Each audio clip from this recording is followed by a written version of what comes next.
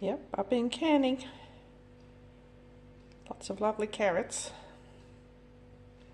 and yes, I reuse shop bought jars because they're perfectly fine, and these went through the pressure canner without any problem. Everyone's sealed, and some of them I've used more than once.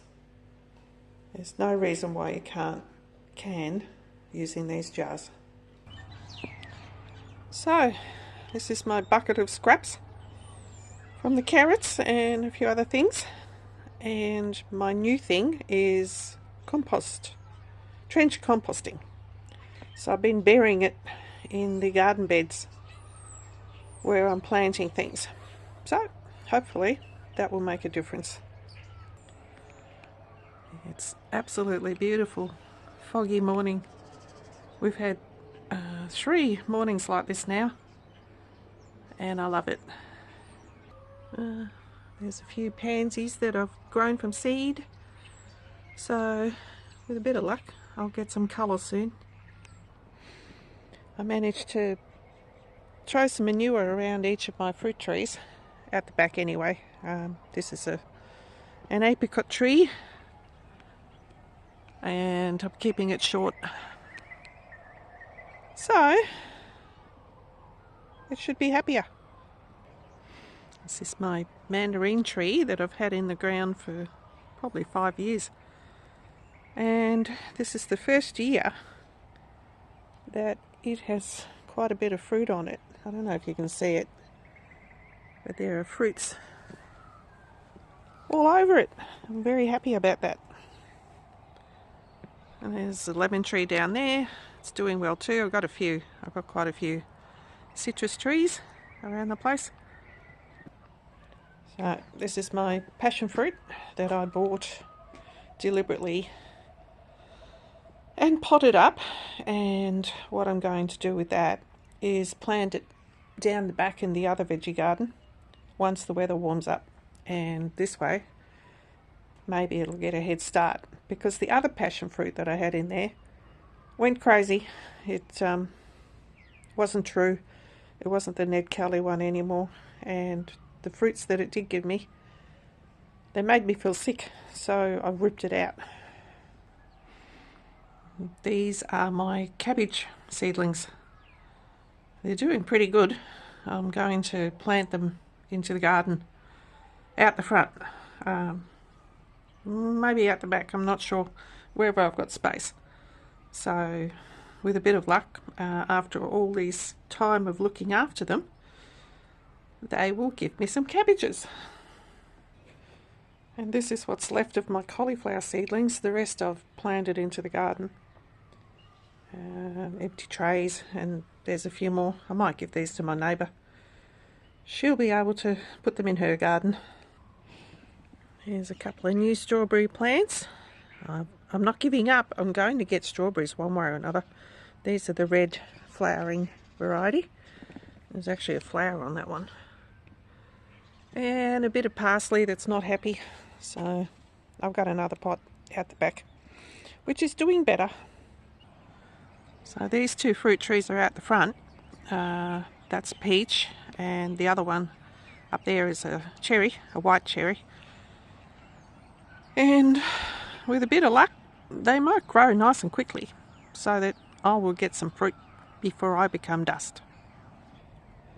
And this is going to be our next project.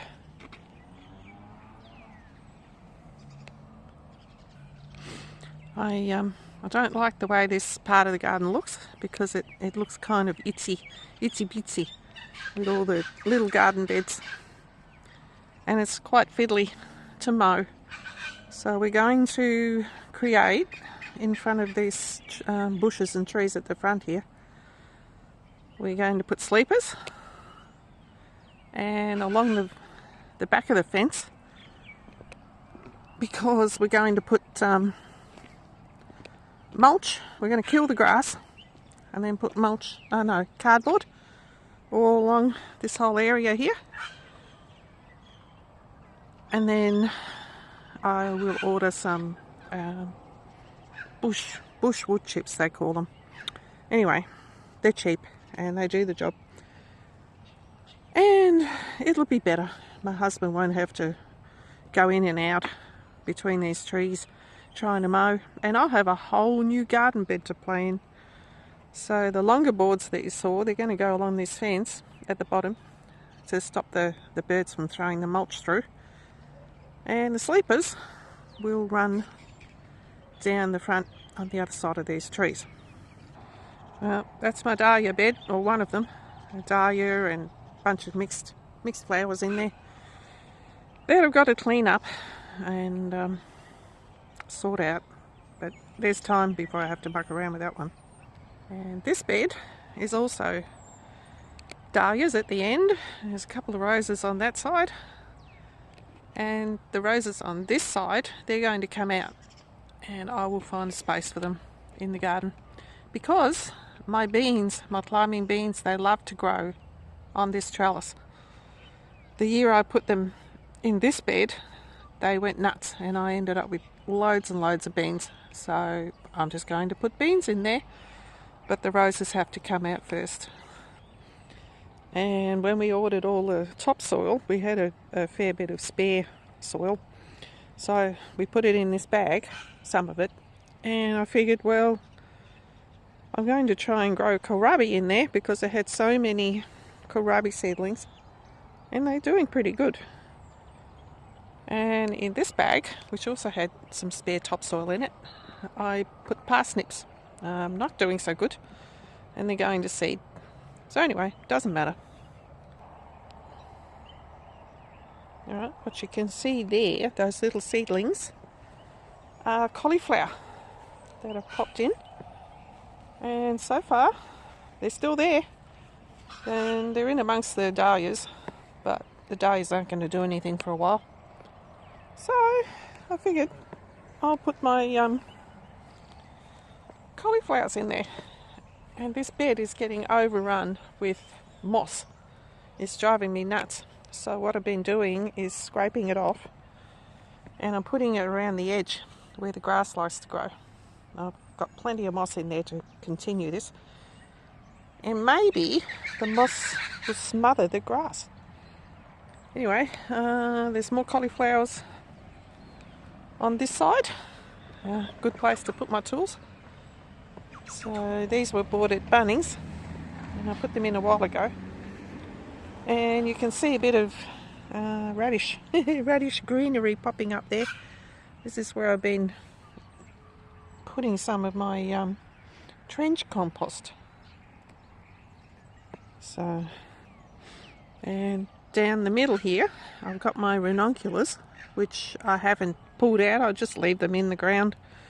And they come up every year, and they're doing better this year because I've loosened the moss that's taken over this bed, and I don't really want to poison in here. So I'll keep on scraping it and raking it up and putting it around the edge. This was my carrot bed.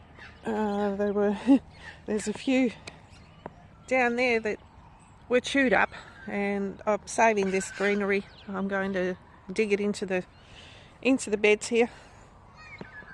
And what over here? Red cabbages, which are growing. I think I need to put more snail bait around them. There's some onions that self-seeded, and I've been thinning them out, putting them around the place. The lettuce, I get quite a bit of lettuce. They just pop up. There's some more back there. And my roses, that's my next job. I'm going to have to prune them out the front and out the back. What have we got there? I think they're more cabbages. Or no, they might be cauliflowers. I put a few cauliflowers in here. Only a lot of cauliflower if they all grow, which I doubt. They never do. There's more cauliflower down there. There's a lemon tree covered in flower. It's doing really well this year. Yeah. I don't know if I've turned this on or off. This is a mandarin tree that I bought many years ago. It actually had a damaged trunk, which I didn't see at the time. But it is covered in flowers this year, so there's hope for it yet. And here's another lemon tree. As I said, I've got quite a few citrus trees out here. And this is the area where the onions self-seeded, and I've still got plenty. I might dig a few up later and thin them out and put them out in the backyard veggie garden. I've got 2 veggie gardens. This one's a mixed flower bed veggie garden, and the one out the back is pretty much just veggie garden. So I've been keeping the areas around the fruit trees free of grass, and I think that makes quite a bit of a difference. So there's another 2 citrus trees. I'm waiting to see what these are. I don't even know what they are anymore. So this was my radish patch. There's still a few in there. I've pulled out most of them and cleaned up the radishes and packed them into the fridge. They're actually quite nice if you just boil them. Put them together with carrots or roast them. So I'll be doing that with them. Onions that I separated from the area that's self-seeded. There's a few colourful things.